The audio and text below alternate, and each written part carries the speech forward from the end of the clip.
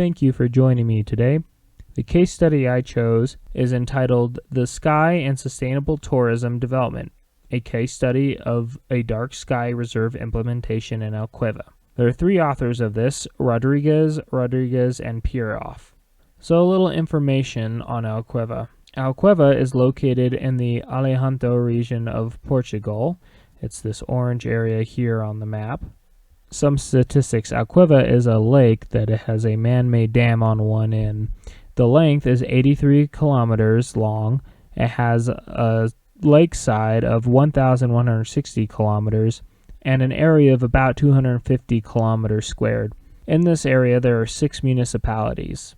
The region intends to preserve the natural, environmental, and promote the sustainable use of electric power, implement sustainable development measures, and develop a distinct tourism offer.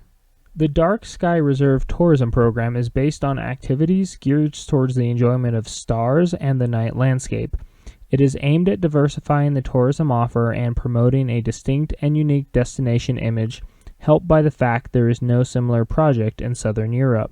The stakeholders identified 4 main benefits of sustainable development through the use of a dark sky reserve, as well as 3 main benefits for tourism development. Now a little more in-depth look at the case study. This case study focuses on the region, which is made up of multiple municipalities as well as multiple businesses, and gives a general broad overview of some initiatives. It is not the study of a single business or an in-depth look at a management system. The case study is divided into 3 sections. The first is what is sustainable tourism. In this, they mention the Brundtland Report and multiple other definitions.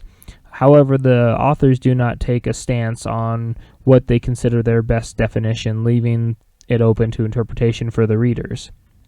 The next one is the sky as a tourism resource. Dark sky places fall under terrestrial space tourism. These include areas such as reserves that are similar to this, observatories, cruises. Lastly, you have the case study and the in-depth look at the initiatives itself. This is a light pollution map of the area. Alqueva's got the circle. The cooler colors are less light pollution, and the warmer colors, such as your red, are your more areas of light pollution. So the research lasted approximately 2 years, from December of 2009 to September 2011.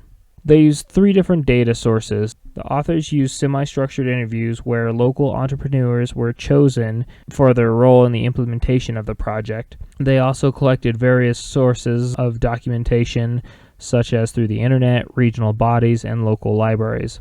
The authors conducted what is called participant observation. This was carried out during activities related to the implementation of the project, namely in meetings and activities concerning the development of the Dark Sky Reserve. The case study purpose was to seek to examine how a region can use an initiative linked to light pollution mitigation to diversify tourism offer. There are a few weaknesses. Little to no information is given on how much of an impact the Dark Sky Reserve has had on the overall economic or social aspects of the region. As far as trade-offs, the case study either did not find any discussed or did not think any negatives were worth mentioning. Under scale, the case study gives us the scale of the project and a limited number of effects regionally. This case study does not, however, give us how it has affected changes on a national or local level. This breakdown could be useful for other certain municipalities or nations when considering similar projects. Community involvement in projects of this scale can and do fail. This study does not shed light on ways to improve chances of the community involvement being effective. Another area is with the measurement. The case study does not have any hard data such as reduce light pollution by 30% or outdoor lights must be in a range of a 4,000 color temperature range or warmer. Instead, benchmarks are used such as remove all sources of superfluous lighting or use a more effective way of lighting without waste. This leaves a lot up to interpretation, such as which particular lights are superfluous. Overall, only a couple of the initiatives the area has implemented are highlighted. On top of that, there is no table or chart showing the number of initiatives which have been undertaken or are planned. This means we only get to see 2 of the 3 major areas, economic and environment, covered, leaving the reader to wonder if they even considered the social dimension in the development of this reserve. However, there are also many strengths. First, the case study lets the reader know that we're dealing with a regional area, and it gives us context which to apply the case study. Second, when it comes to long-term development, communities learned about sustainable development, and this allowed them to establish their own tools for measuring light pollution. Education on the subject for those involved is important as it ensures long-term development. Local stakeholders, because of the education, continue to devise new programs and initiatives to improve tourism in areas and reduce lights.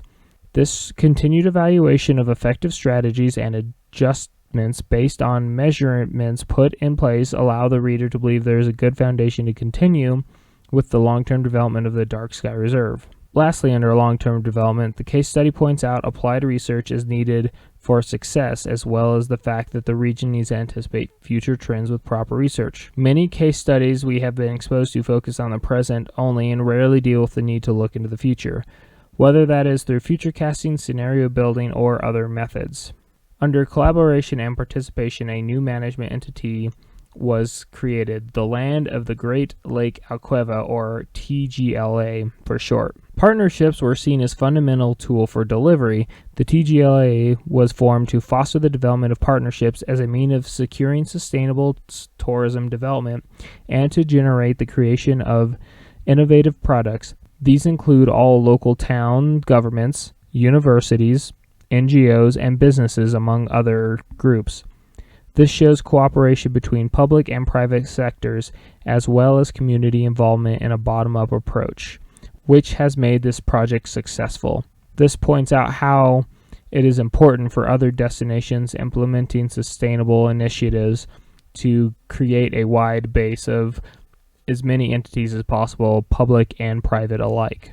The case study also takes into account marketing done from a business perspective. In this case, the Dark Sky Reserve designation is the main draw. The case study points out little was spent in the way of money on the project, yet they have had a great deal of interest and visitation in their destination.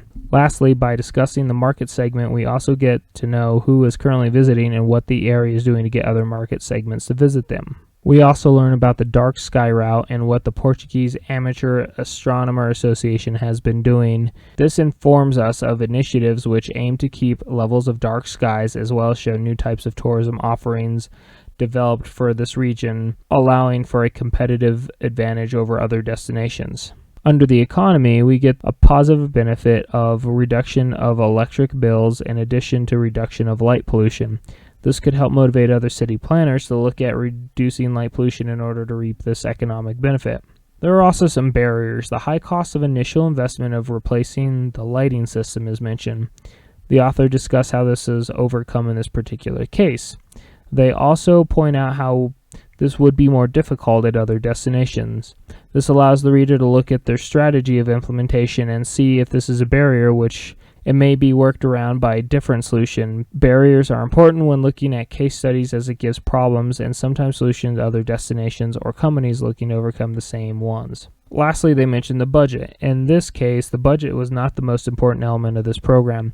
This has allowed them to focus on their initiatives and their future planning a little bit more, opposed to having to worry about numbers since they're pretty flexible.